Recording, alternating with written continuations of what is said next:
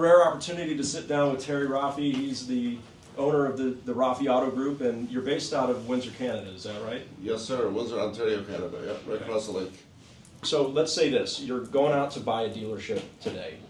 What are the three hardest to buy and most valuable dealerships right now based on the brands? Would you say, what brands are doing the best right now? The brands right now that would be the most expensive to buy. Mm-hmm. Porsche would be one. Okay. Ferrari. Mercedes, BMW, mm-hmm. Toyota, Lexus. Okay. Those are the brands. That seems pretty consistent with what I hear. One of the things that I admire about you is the fact that you are still so involved with every one of your dealerships and you're constantly making the rounds. So 31 rooftops? Yeah. It's a lot of rooftops. So rooftops. Do you visit each one of those at least once a month on average, would you say? I try to visit each one once a month. Sometimes you visit 2 in a day, sometimes you visit 3 and just make your rounds. Yeah. I believe if the leader is not leading, I can't expect my team to lead. So the coach has to coach, the leader has to lead, and I feel by me going to these dealerships, it adds value. It lets the people know that we actually care and want to be with them to support them. That's why I do it. And the other part is, to be honest with you, I just turned 70, which is the toughest thing I've dealt with in my life. When the family's singing me happy birthday and they have this big 7-0. I said, oh my God, I don't feel 70.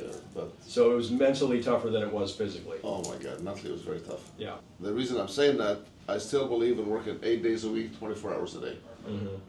Because I have a passion, I love the business, and I love the people. And I feel if I can help my team succeed, we succeed, everybody succeeds together.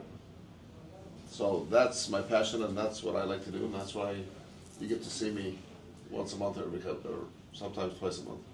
Yeah, it's admirable. I mean, I think a lot of people that have as many rooftops and you're not just in automotive, you have all kinds of other businesses as well. Right. A lot of people would be very hands-off at that point, and you're not. You're very involved. You know what, I'm very involved for a couple of reasons. First of all, I came to this country with nothing, and everything I built is called sweat and tears. And even though that we have a very good team, a lot of people that work in this company that really care, and now I have my 2 sons coming up, but I still feel that I can add some value until you guys tell me otherwise. Stay home, and then I'll stay home. So one of the questions that I get every day are from people that are thinking about getting into the car business or maybe are just about to start a job in the car business, and they're wanting advice on how to be successful as a car salesman. What advice would you give to somebody that's thinking about getting into the business or is about to start in the business for the first time? I started in the business, I was going to law school, and I went in to lease a vehicle from a dealership, and they offered me a job. Going in, I'm a greenhorn. You can imagine I had, I think, 30 some odd salespeople in this GM dealership, big store. And everyone was trying to do whatever they can do to upset my apple cart. How am I going to win? How am I going to succeed? So the way I found out is the only way you can win is by hard work, by being ethical, by being honest, and treat your customers right. So I'd come in every morning, I'd stand in the drive-thru, I'd hand out coffee cups, styrofoam cups, the old styrofoam cups, and hand out business cards and build relationships with customers. And within a few months, I was the top sales guy in this dealership with 0 experience. 0.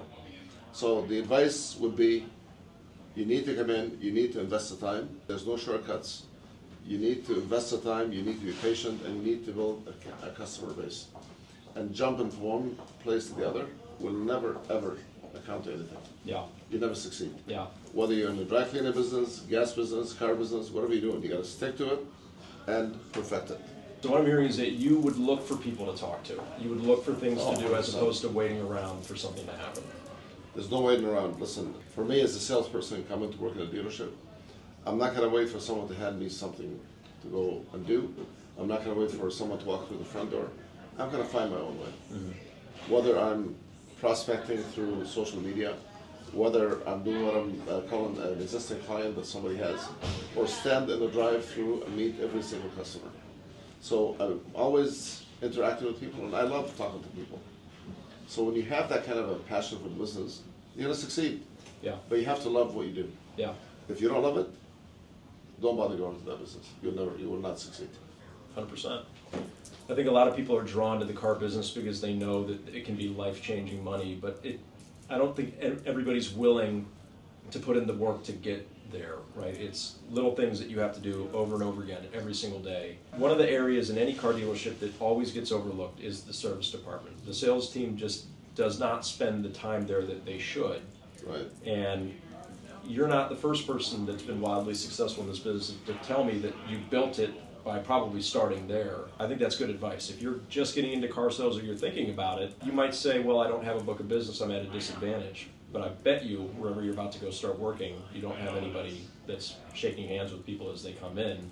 And there's what, maybe a 50% chance that that person didn't buy the car from here. That's right. Right? So they probably don't have a contact at this store yet in the sales department. They're coming here for whatever reason to come into this dealership. They're probably what I call them orphans. Yeah.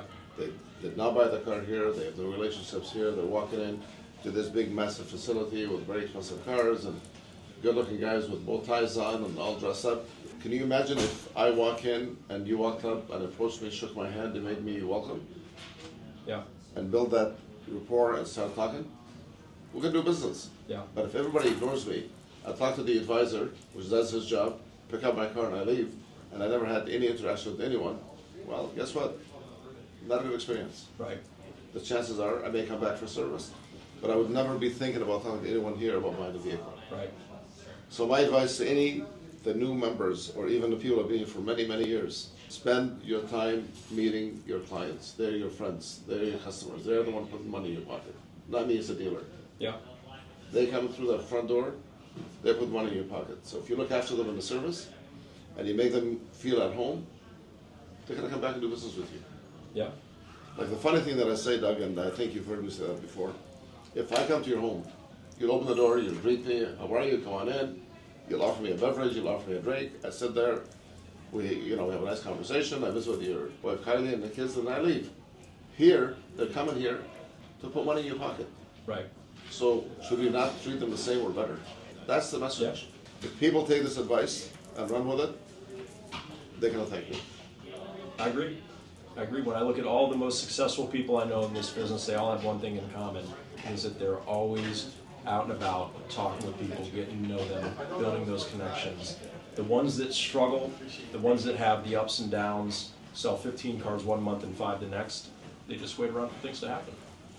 Right? Well, you know what, wait for things to happen, guess what? It probably will not happen. You gotta go out and make them happen. Exactly. Well, Doug, it's been a pleasure talking to you, and good luck, and keep pushing, but last 2 words, Yeah. spend your time in the drive-thru. Noted. All right. Terry. We did our video. You guys do one? Sit down with the big We just boss. did one. That's what we're doing as you walked in. I'm gonna start my own. And the other big boss, Z, The man. the service guru. That's me.